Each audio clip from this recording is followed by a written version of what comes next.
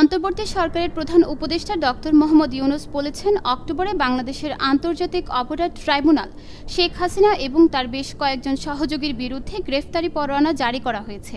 বিচার শেষে তার বিরুদ্ধে চূড়ান্ত রায় এলে আমরা ভারতের কাছে হাসিনার আনুষ্ঠানিক হস্তান্তরের অনুরোধ করব। এক্ষেত্রে উভয় দেশে স্বাক্ষরিত একটি আন্তর্জাতিক আইনের কথা উল্লেখ করে তিনি বলেন, এই আইন মানতে ভারত বাধ্য থাকবে। সোমবার জাপান ভিত্তিক সংবাদ মাধ্যম নিক্কেই এশিয়াকে দেওয়া এক সাক্ষাৎকারে একথা বলেন প্রধান উপদেষ্টা।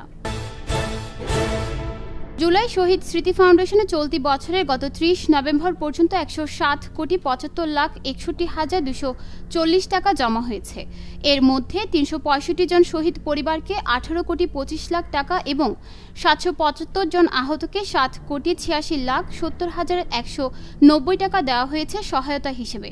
সোমবার সন্ধ্যায় রাষ্ট্রীয় অতিথি ভবন যমুনায় জুলাই শহীদ স্মৃতি ফাউন্ডেশনের তৃতীয় কেন্দ্রীয় কার্যনির্বাহী পরিষদের সভা অনুষ্ঠিত হয়।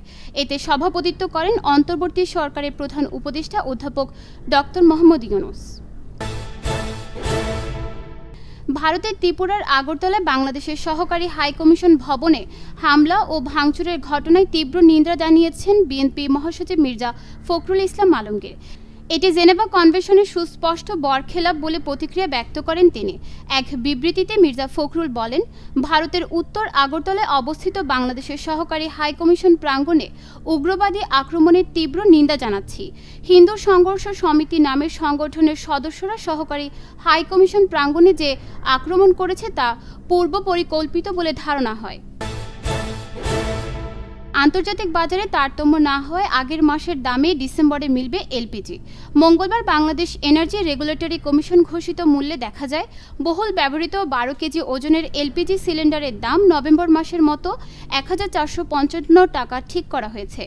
বিইআরসির তথ্য অনুযায়ী টানা 3 মাস ধরে এলপিজির দাম প্রায় একই রয়েছে। ভারতের উত্তর পূর্বাঞ্চলীয় রাজ্য ত্রিপুরার রাজধানী আগরতলায় অবস্থিত বাংলাদেশের সহকারী হাইকমিশনে হামলার ঘটনায় 3 সাব ইন্সপেক্টরকে বরখাস্ত করা হয়েছে। একই সঙ্গে দায়িত্ব অবহেলার অভিযোগে পুলিশ সদর দফতরের একজন উপপুলিশ সুপারকে ক্লোজ করা হয়েছে। পাশাপাশি হামলার ঘটনায় 7 ভারতীয় নাগরিককে আটক করেছে দেশটির পুলিশ।